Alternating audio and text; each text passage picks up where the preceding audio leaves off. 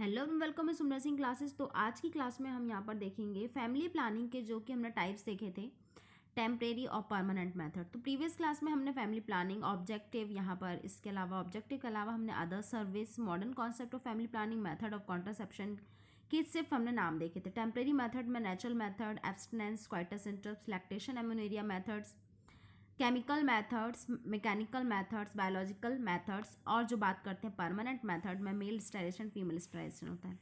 तो ये सारी चीज़ें हमने प्रीवियस क्लास में सारा डिस्कशन कर लिया है। तो हम स्टार्ट करने वाले हैं, जैसे कि हमने ये देखा था नेचुरल मेथड। टेम्परेरी मेथड के अंदर आती है नेचुरल मेथड। तो नेचुरल मेथड के अंदर आते हैं abstinence, coitus interrupts and lactation. तो आज की क्लास में हम नेचुरल मेथड के बारे में डिस्कस करेंगे। टेम्परेरी मेथड के क्लासेस जो हैं, टेम्परेरी मेथड में केमिकल मेथड भी आता है, नेचुरल मेथड्स भी आते हैं, मैकेनिकल मेथड्स भी आता है, biological method, hormonal contraception method. तो हम आज टेम्परेरी मेथड्स देखेंगे कि टेम्परेरी मेथड्स क्या होता है। इसके अंदर नेचुरल मेथड से हम स्टार्ट करते हैं। तो टेम्परेरी मेथड से हम स्टार्ट करते हैं। तो फर्स्ट हम देखते हैं नेचुरल मेथड। तो हम सबसे पहले समझते हैं कि नेचुरल मेथड्स कौन सी मेथड्स होती हैं। तो हमने जैसे कि देखा, तीन मेथड्स हमने देखा। Family planning method do not interfere with personal health as this do not have side effects. Abstinent, withdrawal method, lactation, amenorrhoea. तो नेचुरल मेथड एक ऐसी मेथड है जिसमें हमारे बॉडी या फिर जिसमें हमारे हेल्थ में कोई भी इंटरफेरेंस नहीं होता है, कोई भी साइड इफ़ेक्ट्स देखने को नहीं मिलता है। मतलब ये है कि जो नेचुरल मेथड्स अगर कॉन्ट्रासेप्शन की यूज़ करते हैं तो उसमें वुमेंस को किसी भी तरह का साइड इफ़ेक्ट से फेस नहीं करना पड़ेगा, कोई केमिकल रिएक्शन नहीं देखने को मिलेगा, क्योंकि इट्स अ नेचुरल मेथड्स। तो नेचुरल मेथड्स में हम फर्स्ट था एब्स्टिनेंस, विथड्रॉवल मेथड्स, लैक्टेशन, एमोनेरिया, या फिर हम इसे ब्रेस्ट फीडिंग भी बोल सकते हैं। तो फर्स्ट हम स्टार्ट करते हैं एब्स्टिनेंस। तो फर्स्टली हम देखते हैं एब्स्टिनेंस का मतलब होता क्या है। तो एब्स्टिनेंस जैसा कि हम जानते हैं, तो एब्स्टिनेंस का मतलब अगर हम हिंदी में इसको बोलें तो इसका मतलब होता है संयम। अब संयम, अब देखिए नेचुरल मेथड्स में एब्स्टिनेंस का क्या काम है। कॉन्ट्रासेप्शन की मेथड है ये। तो कॉन्ट्रासेप्शन मेथड में हम यहाँ पर देखते हैं abstinence. Abstinence is not having any kind of sex, oral, anal, vaginal, not engaging in any activity that puts you and your partner in contact with either to your bodily fluids such as semen, vaginal fluid and blood। तो abstinence एक तरह से हम ये बोल सकते हैं कि इसमें किसी भी तरह का, इसमें हम ये बोल सकते हैं कि अवॉइडिंग सेक्स भी हम बोल सकते हैं कि अगर इंटरकोर्स नहीं होगा तो वेजाइनल, जो भी वेजाइना से सीमेन या फिर जो भी फ्लूइड होगा वो इंसर्ट ही नहीं हो पाएगा। तो ये एक तरह से हम बोल सकते हैं कि नेचुरल कॉन्ट्रासेप्शन के अंदर आता है। एब्स्टिनेंस का मतलब होगा कि नो एनी, मतलब not having any kind of sex, यहाँ पर इंटरकोर्स ही अवॉइड करना है, यहाँ पर इंटरकोर्स ही नहीं होगा। तो ये हो जाएगा हमारा एब्स्टिनेंस। तो एब्स्टिनेंस का मतलब हमें ध्यान रखना है। तो इसे हम संयम, गर्भ निरोधक भी बोल सकते हैं। नेक्स्ट हम यहाँ पर बात करते हैं विथड्रॉवल मेथड। विथड्रॉवल मेथड भी नेचुरल मेथड के अंदर आती है। इसमें भी किसी भी तरह का साइड इफेक्ट देखने को नहीं मिलता है। तो विथड्रॉवल मेथड सब कौन सी मेथड होती है? देखिए, एब्स्टिनेंस में हमने देखा कि नो मतलब not having any sex, but withdrawal methods में देखेंगे coitus interrupts involve the withdrawal of the penis from the vagina just before an ejaculation. This prevent the semen from the entering the woman। अब withdrawal method, withdrawal का मतलब क्या होता है? Withdraw करना। जैसे कि हम जानते हैं विड्रॉवल का हिंदी मीनिंग क्या होगा। इसे अगर हम हिंदी में बात करें तो इसे हम निकासी विधि भी बोल सकते हैं। निकासी विधि मतलब इसमें विड्रॉवल मतलब एक तरह से निकलना हम बोल सकते हैं कि उस चीज़ को अवॉइड करना। अवॉइड तो नहीं बोलेंगे, हाँ, इसे हम निकासी से ही हम इसे समझ सकते हैं। तो coitus interrupt involve the withdrawal of the penis from the vagina just before the ejaculation. यहाँ पर सेक्स इन्वॉल्व होगा, लेकिन यहाँ पर क्या एक हमें डिफरेंसेस ये देखने को मिलेगा। अगर जैसे कि हम देखते हैं, जो भी इजैकुलेशन के टाइम पर, बिफोर इजैकुलेशन के टाइम पर पेनिस को वेजाइना से अलग करना होगा, ताकि जो भी सीमेन है वो वेजाइना के अंदर इंसर्ट ना हो पाए। जैसे कि हम यहाँ पर पिक्चर में देख पा रहे हैं, लाइक यहाँ पर एक आपको छाते के हेल्प से यहाँ पर एक देखने को मिल रहा है, एक एग्जाम्पल के रूप में देखते हैं। तो सीमेन आपके वेजाइना के थ्रू इंसर्ट नहीं होना चाहिए। तो तो इसे हम बोलते हैं विड्रॉवल मेथड, या फिर हम इसे निकासी विधि भी बोल सकते हैं कि जो भी सीमेन होगा आफ्टर इंटरकोर्स इजैक्यूएशन के टाइम पर उसे क्या करना है, उसे बाहर कर देना है। नेक्स्ट देखते हैं लैक्टेशन एमेनोरिया। अब लैक्टेशन एमेनोरिया मेथड्स को हम ब्रेस्ट फीडिंग के नाम से भी बोल सकते हैं कि breastfeeding. Lactation amenorrhea method क्या होती है, ये भी नेचुरल मेथड है, इसमें भी किसी भी तरह का कोई साइड इफेक्ट देखने को नहीं मिलता है। तो लैक्टेशन एमेनोरिया क्या है? It's a family planning method for breastfeeding women. It provide natural protection against pregnancy for up to 6 month. Breastfeeding suppress ovulation. Lactation amenorrhea जो मेथड होती है ब्रेस्ट फीडिंग, जो जब 9 मंथ तक जब mother breast feeding करवा रही होती है तो उस दौरान क्या होता है, ये कॉन्ट्रासेप्शन का काम करता है, नेचुरल कॉन्ट्रासेप्शन का काम करता है जो ब्रेस्ट फीडिंग होता है। तो 6 मंथ तक जब माँ एक बच्चे को फीड करवाती है, ब्रेस्ट फीड करवाती है, एक्सक्लूसिव ब्रेस्ट फीड मतलब ज़्यादा से ज़्यादा फीड करवाती है, कि कोई भी अगर बाहर का नहीं देती है, ओनली फीड ही करवाती है, ब्रेस्ट फीड करवाती है, तो ये भी एक नेचुरल प्रोटेक्शन का काम करता है अगेंस्ट प्रेगनेंसी के। तो इस दौरान, इस 6 मंथ के दौरान भी क्या नहीं होगा, यहाँ पर प्रेगनेंसी कंसीव नहीं होगी। क्यों? क्योंकि जो ब्रेस्ट फीडिंग के कारण क्या हो जाता है, ओव्यूलेशन सप्रेस हो जाता है। देखिए यहाँ पर एक मेथड है, प्रोलैक्टिन जो हार्मोन होता है उसका सीक्रेशन ज़्यादा होने लगता है लैक्टेशन के दौरान। लैक्टेशन एमेनोरिया भी हम बोल सकते हैं कि ब्रेस्ट फीडिंग के दौरान प्रोलैक्टिन हार्मोन का जो क्या होने लगता है, वो इंक्रीज़ हो जाता है, जिसके कारण GN, RH and FSH and LH ये सारे जो हार्मोन्स होते हैं वो डिक्रीज़ हो जाते हैं। अब जब ये सारे डिक्रीज़ हो जाते हैं तो यहाँ पर क्या देखने को मिलता है कि जो ओव्यूलेशन है, ओव्यूलेशन क्या हो जाता है, सप्रेस हो जाता है, या फिर यहाँ पर ओव्यूलेशन नहीं हो पाता है। तो lactation amenorrhea is a best method for, यहाँ पर बोल सकते हैं कि 6 मंथ के लिए प्रेगनेंसी के अगेंस्ट लैक्टेशन एमेनोरिया या फिर ब्रेस्ट फीडिंग भी नेचुरल मेथड के अंदर आती है। तो ये हमारी 3 मेथड हो जाती हैं, एब्स्टिनेंस, विड्रॉवल या एंड लैक्टेशन एमेनोरिया मेथड। तो एब्स्टिनेंस में हमने देखा था, एब्स्टिनेंस में हम बोल सकते हैं कि know having any kind of sex, but withdrawal method में हम यहाँ पर देखते हैं कि इसमें इंटरकोर्स होगा, सेक्स होगा, लेकिन जो भी सीमेन होगा उसको क्या करना होगा, बाहर करना होगा। नेक्स्ट हम देखते हैं लैक्टेशन एमेनोरिया। तो ये जो है 6 मंथ तक जब तक बेबी ब्रेस्ट फीड कर रहा होता है तब तक यहाँ पर देखने को मिलेगा कि ओव्यूलेशन नहीं होगा, प्रेगनेंसी इस दौरान कंसीव नहीं हो सकती। नेक्स्ट हम बात करते हैं बायोलॉजिकल मेथड। देखिए अभी हमने देखा नेचुरल मेथड, अब नेक्स्ट हम देखते हैं बायोलॉजिकल मेथड्स क्या होती है। तो बायोलॉजिकल मेथड्स के अंदर हम देखते हैं, it's a well known that pregnancy is possible only in the certain period of a menstrual cycle and therefore it is a better to avoid sexual contact during that period. तो biological method में हम यहाँ पर देखेंगे, biological method के अंदर जैसे कि हम देखते हैं कि हमारे बॉडी के अंदर कई बायोलॉजिकल यहाँ पर चेंजेस देखने को मिलते हैं। तो बायोलॉजिकल मेथड्स में देखेंगे, जैसा कि हम जानते हैं कि प्रेगनेंसी पॉसिबल उस सर्टेन पीरियड में ही पॉसिबल होती है, जो एक तरह से एक पीरियड होता है उसका भी, जो कि मेंसेस साइकिल या मेंस्ट्रुअल साइकिल में हमने पढ़ा हुआ है। तो मेंस्ट्रुअल साइकिल में एक डिसाइडेड डेट होती है कि मासिक जो चक्र के दौरान कि इस टाइम ड्यूरेशन में ही प्रेगनेंसी कंसीव हो सकती है, इस टाइम ड्यूरेशन में ही गर्भधारण हो सकता है। तो उस दौरान कुछ हमें साइन सिम्टम देखने को मिलते हैं जब ओव्यूलेशन पीरियड चल रहा होता है, या फिर हम बोल सकते हैं कि फर्टिलाइजेशन पीरियड चल रहा होता है, कि इस दौरान बेबी कंसीव हो सकता है। तो अब ये बेबी कंसीव हो सकता है तो उसमें कई बायोलॉजिकल चेंजेस देखने को मिलते हैं। अब वो हम देखेंगे कि क्या क्या चेंजेस देखने को मिलते हैं। तो बायोलॉजिकल मेथड में हम ये देखेंगे कि वो कौन कौन से यहाँ पर हमें चेंजेस देखने को मिलेंगे, जिसे हम पता करके तो वो भी क्या कर सकते हैं, उसे फॉलो करके उस दौरान क्या नहीं करना है, यहाँ पर सेक्स नहीं करना है, या फिर हमें यहाँ पर सेक्सुअल जो भी कॉन्टैक्ट होगा वो अवॉइड करना होगा। तो फर्स्ट तो है हमारा कैलेंडर मेथड, सेकेंड है टेम्परेचर मेथड, और थर्ड है म्यूकस एंड सर्वाइकल चेंजेस। तो ये देखिए 3 तरह के हमने यहाँ पर देखे, calendar method, temperature method and mucus and cervical changes. तो इन तीनों चीज़ों को फॉलो करके हम बायोलॉजिकल मेथड को यहाँ पर ले सकते हैं। तो जैसा कि अभी हमने देखा कि क्या करना है, यहाँ पर सिर्फ जो भी चेंजेस देखने को मिलते हैं कि हमें वो डेट पता होना चाहिए, वो टाइम ड्यूरेशन पता होना चाहिए जिस दौरान प्रेगनेंसी कंसीव हो सकती है। तो उस दौरान ही क्या करना है, जो सेक्सुअल कॉन्टैक्ट होगा उसे अवॉइड करना है। तो फर्स्ट जैसा कि हमने देखा कैलेंडर मेथड। तो देखिए कैलेंडर मेथड में फर्स्टली तो क्या करना है, कैलेंडर मेथड को फॉलो करना कैसे है। सबसे पहले कुछ मंथ पहले यहाँ पर जैसे कि हम देखते हैं women has make a record of the period of 6 month. आपको 6 मंथ पहले से ही क्या करना है, यहाँ पर एक तरह से हम बोल सकते हैं कि 6 मंथ का आपको रिकॉर्ड तैयार करके रखना है कि जो आपके पीरियड्स होते हैं, पीरियड्स की डेट कितने दिन की होती है, 28 डेज़ की होती है या फिर 30 डेज़ की होती है।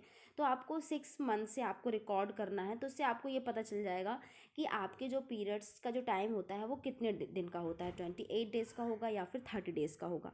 तो फर्स्टली तो यहाँ पर जो वुमेन है उसको रिकॉर्ड करना होगा, 6 मंथ तक क्या करना होगा, उसे रिकॉर्ड करना होगा। अब नेक्स्ट हम यहाँ पर देखते हैं each month the number of day between the starting of one period and the next one of the record of the last 6 month. तो वही हम फर्स्ट मंथ से 6 मंथ तक हम रिकॉर्ड करेंगे। यहाँ पर देखेंगे the longest and shortest interval record. अब हमें क्या करना है, लॉन्गेस्ट और शॉर्टेस्ट इंटरवल्स रिकॉर्ड करना है। लॉन्गेस्ट की हम बात करते हैं, लॉन्गेस्ट में जो 30 डेज़ में, अगर 30 डेज़ के बाद मैसेज स्टार्ट होते हैं तो वो हमारा लॉन्गेस्ट में आ जाता है। और शॉर्टेस्ट जो इंटरवल की बात करते हैं तो लाइक 28 डेज़ जो शॉर्टेस्ट में होता है, 28 डेज़ में अगर यहाँ पर मैसेज आ रहे हैं, क्योंकि जो नॉर्मल जो होता है ना वो 28 से 30 डेज़ के जो होते हैं कि 28 डेज़ के बाद पीरियड स्टार्ट होते हैं, 30 डेज़ के बाद पीरियड स्टार्ट होते हैं। तो आपको लॉन्गेस्ट और शॉर्टेस्ट इंटरवल को क्या करना है, रिकॉर्ड करना है। अब सबसे अच्छी बात ये है कि हमें यहाँ पर ये चीज़ देखना है कि हमें याद रखना है कि शॉर्टेस्ट जो इंटरवल होगा, तो शॉर्टेस्ट इंटरवल में सबस्ट्रैक्ट हमें 18 डेज़ का रखना है और 11 डे जो हमें subtract 11 from the longest interval between, और जो हमारा सबस्ट्रैक्ट 11 होगा वो हमें लॉन्गेस्ट इंटरवल के बीच में रखना है। तो अगर लॉन्गेस्ट इंटरवल आता है तो हमें 11 सबस्ट्रैक्ट रखना है और शॉर्टेस्ट इंटरवल आता है तो हमें 18 यहाँ पर डेज रखना है। तो देखिए ये हमें 18 हमें किसके लिए यूज़ करना है, शॉर्टेस्ट इंटरवल के यूज़ करना है, और लॉन्गेस्ट हमें 11 जो सबस्ट्रैक्ट होगा 11 करना होगा। तो अब हम यहाँ पर देखेंगे, यहाँ पर 2 वैल्यू हमें दे दी गई है। तो अब हम यहाँ पर देखेंगे ये जो हम कैलेंडर मेथड को फॉलो करते हैं। तो कैलेंडर मेथड में हम देखते हैं कि फर्स्टली हम ये देखिए, हम इस साइकिल के हेल्प से देखते हैं। देखिए साइकिल में फॉर एग्जांपल यहाँ पर लिखा हुआ है कि 1 से 7 डेज तक तो मेंस्ट्रुअल इनफर्टाइल होता है, ये तो मेंसेस का टाइम होता है 1 से 7 डे तक। तो यहाँ पर तो चांसेस हैं ही नहीं कि यहाँ पर प्रेगनेंसी कंसीव हो सकती है, क्योंकि ओव्यूलेशन यहाँ पर नहीं होगा। लेकिन आफ्टर 7 डे जो हमारा 8 से जो हमारा 10 डेज़ होता है, 8 से जो 10 डेज़ होता है, ये जो हम देख पा रहे हैं 8 से 10 डेज़ होता है, बहुत रेयर चांस होते हैं, बहुत ही रेयर चांस होते हैं कि इस टाइम पर प्रेगनेंसी कंसीव हो जाए। लेकिन हाँ कभी कभी हो भी जाती है। लेकिन जो हमारे 10 से लेकर 19 डेज़ तक रहता है वो हमारा fertile period, heavily fertile period होता है। यहाँ पर ओव्यूलेशन हमें देखने को मिल जाता है। तो इस टाइम ड्यूरेशन में क्या करना है, सेक्स को अवॉइड करना है। तो अब हमें पता है कि इस टाइम ड्यूरेशन में क्या हो सकता है, यहाँ पे प्रेगनेंसी कंसीव हो सकती है। तो हमें या तो विड्रॉवल का यूज़ करना है या फिर एब्सटिनेंस, मतलब नो एनी हैविंग सेक्स। तो यहाँ पर हमें विड्रॉवल का या फिर एब्सटिनेंस का यूज़ हम यहाँ पर करके कैलेंडर मेथड को फॉलो कर सकते हैं कि इस दौरान ओव्यूलेशन चलता है, फर्टाइल पीरियड होता है, यहाँ पर बेबी कंसीव हो सकता है इस दौरान। तो अब देखो यहाँ पर देखिए, जो कि ये तो जस्ट हमने नॉर्मली सिंपली समझ लिया। यहाँ पर 10 से 19 डेज तक लॉन्गेस्ट और शॉर्टेस्ट दोनों ही आ जाएंगे। यहाँ पर देखिए इस जो कैलेंडर मेथड में, इस जो साइकिल में 8 से लेकर 90 डेज तक का फर्टाइल पीरियड बताया गया है, क्योंकि जैसा कि हमने बोला 8 से जो 10 डेज होते हैं लोवेस्ट चांस होते हैं, बट होता है, इसलिए वहाँ पर कि रिस्क को भी अलग करते हुए यहाँ पर 8 से 19 डेज को ले लिया गया है। अब देखो यहाँ पर शॉर्टेस्ट इंटरवल अगर किसी को देखने को मिलता है, शॉर्टेस्ट इंटरवल में हम देखते हैं कि शॉर्टेस्ट इंटरवल सबस्ट्रैक्ट 18 में हमने देखा था कि 18 है, तो हमें 28 डेज़ का शॉर्टेड जो कि इंटरवल 28 डेज़ का, तो 28 में से 18 को हम क्या कर देंगे, माइनस कर देंगे। तो इसमें क्या आ जाएगा, 10 आ जाएगा। तो ये डेट आ रही है, तो देखो डेट तो आ रही है हमारी, लेकिन हम ये जो 28 और ये जो 18 है वो हम डेट के अकॉर्डिंग यहाँ पर फिक्स कर रहे हैं। तो यहाँ पर 28 से हम क्या कर देंगे, यहाँ पर 18 को माइनस कर देंगे। तो जो हमारे 10 डेज़ होंगे वो हमारे शॉर्टेस्ट इंटरवल में आ जाएंगे। लॉन्गेस्ट इंटरवल की बात करते हैं तो 30 से 11 माइनस करेंगे तो यहाँ पर 19 डेज़ लॉन्गेस्ट इंटरवल के अंदर आ जाएंगे। तो हमें ये ध्यान रखना है कि जो 10 से 19 डेज़ तक का जो पीरियड होगा तो ये क्या होगा हमारे लिए फर्टाइल पीरियड होगा। तो अब हम इसे कैलेंडर मेथड को इस साइकिल से हमें बहुत ही इजी लगेगा, क्योंकि ये इजी मेथड्स में आ जाएगी कि हम यहाँ पर कुछ डेट को यहाँ पर एक अनुमानित करके कि 7 डेज़ का ये होता है, 8 से 10 डेज़ में रेयर चांस होते हैं, बट बहुत ही रेयर होते हैं। बट जो हमारा 10 से 19 डेज़ होता है वो हमारे लिए एक रिस्की पीरियड होता है। तो ये हमारे कैलेंडर मेथड हो जाती है बायोलॉजिकल मेथड्स के अंदर। नेक्स्ट हम देखते हैं टेम्परेचर मेथड। अब टेम्परेचर मेथड को कैसे हम यहाँ पर कैसे बायोलॉजिकल में से कैसे फॉलो कर सकते हैं। तो the women has to take temperature every morning after walking the some thermometer you daily at the same time में मॉर्निंग में उठते ही डेली टेम्परेचर चेक करना है। A record of temperature is kept the 3 successive higher average temperature is identify which so the ovulation has occurred. जब हम daily temperature को यहाँ पर चेक करते हैं, अर्ली मॉर्निंग डेली टेम्परेचर जब चेक करते हैं, तो जैसे कि हम डेली कर रहे हैं, फॉर एग्जांपल हमने डेली चेक किया अपना temperature for example first day से ही पीरियड स्टार्ट हो गया, फर्स्ट डे से हम या फिर एक महीने पहले से हम स्टार्ट कर देते हैं, तो हम देखते हैं कि अदर डेज़ हमारा जो टेम्परेचर होता है वो नॉर्मल होता है। लेकिन जो ओव्यूलेशन पीरियड होता है, ओव्यूलेशन पीरियड मतलब जब प्रेगनेंसी कंसीव हो सकती है, उस दौरान जो हमारे बॉडी का टेम्परेचर होता है वो नॉर्मल मतलब अदर डेज़ की अपेक्षा क्या होता है, हाई रहता है। तो ये एक पहचान होती है कि अगर अदर डेज़ के कंपैरिजन अगर कोई ये ओव्यूलेशन पीरियड में यहाँ पर अगर ओव्यूलेशन पीरियड चल रहा है तो टेम्परेचर हाई देखने को मिलेगा कंपैरिजन टू अदर डे। तो ये भी असेसमेंट हो जाता है कि टेम्परेचर मेथड के हेल्प से हम यहाँ पर यूज़ कर सकते हैं, इसे कॉन्ट्रासेप्शन में यूज़ कर सकते हैं। जो हाईएस्ट अगर टेम्परेचर देखने को मिल रहा है तो ये हम समझ जाते हैं कि ओव्यूलेशन पीरियड चल रहा है ये, तो उस दौरान भी हमें क्या करना है, सेक्स को अवॉइड करना है। तो ये हो जाता है हमारा टेम्परेचर मेथड। देखिए यहाँ पर लिखा this increase temperature is about the half degree Celsius because of the influence of the hormone progesterone. क्योंकि यहाँ पर क्या हो रहा है, हार्मोन जो प्रोजेक्शन हार्मोन्स है वो क्या इन्फ्लुएंस हो रहा है। तो टेम्परेचर मेथड के हेल्प से हम यहाँ पर देखेंगे जो ओव्यूलेशन पीरियड होगा उस दौरान टेम्परेचर क्या होगा, हाई होगा कंपैरिजन टू अदर डे। लेकिन टेम्परेचर मेथड को फॉलो करने के लिए हमें डेली टेम्परेचर यहाँ पर चेक करना होगा। नेक्स्ट हम देखते हैं mucus and cervical change method. अब म्यूकस और सर्वाइकल चेंज मेथड में हम कैसे समझेंगे, ये बायोलॉजिकल मेथड के अंदर आती है। The mucus and cervical change occur during the course of every month because of fluctuation level of female hormone estrogen. The mucus is thin, transparent, watery and yellowish before a few days of ovulation, and mucus is thicker, weight and thread-like, give the moist feeling of the date of ovulation. तो mucus and cervical change होता है, जो भी vaginal जो cervical जो changes देखने को मिलते हैं नॉर्मल डेज में तो हमें नॉर्मल देखने को मिलेंगे, जैसे कि हम यहाँ पर देख रहे हैं the mucus is thin, transparent, watery and yellowish before a few days of ovulation. जैसे कि हमें थिन देखने को मिलेगा, जो वेजाइनल डिस्चार्ज होता है, जो म्यूकस देखने को मिलता है बहुत ही थिन देखने को मिलेगा, ट्रांसपेरेंट होगा, वाटरी होगा और येलोइश भी देखने को मिलेगा। कब, ओव्यूलेशन के कुछ दिन पहले। ओव्यूलेशन का मतलब तो हम जानते हैं ना कि ये ओव्यूलेशन मतलब ये प्रेगनेंसी वाला पीरियड स्टार्ट होने वाला है, या इस दौरान प्रेगनेंसी कंसीव हो सकती है। तो कुछ दिन पहले जो म्यूकस जो होगा वो कैसा रहेगा, थिन रहेगा, ट्रांसपेरेंट होगा, वाटरी होगा, येलोइश होगा। लेकिन हम बात करते हैं जब ओव्यूलेशन पीरियड चल रहा होता है तो जो म्यूकस होगा वो कैसा होता है, थिकर होता है, मतलब गाढ़ा हो जाता है, थ्रेड लाइक होता है, धागे जैसा देखने को मिलता है, जो बोल सकते हैं वेजाइनल डिस्चार्ज। कभी कभी हम बोलते हैं कि वाइट डिस्चार्ज हो रहा, but it's not a white discharge, ये वाइट डिस्चार्ज नहीं है, ये ओव्यूलेशन पीरियड चल रहा होता है। इस दौरान ओव्यूलेशन मतलब यहाँ पर प्रेगनेंसी कंसीव हो सकती है, फर्टिलाइजेशन पीरियड बोल सकते हैं। तो इस दौरान क्या होता है, वेट होता है।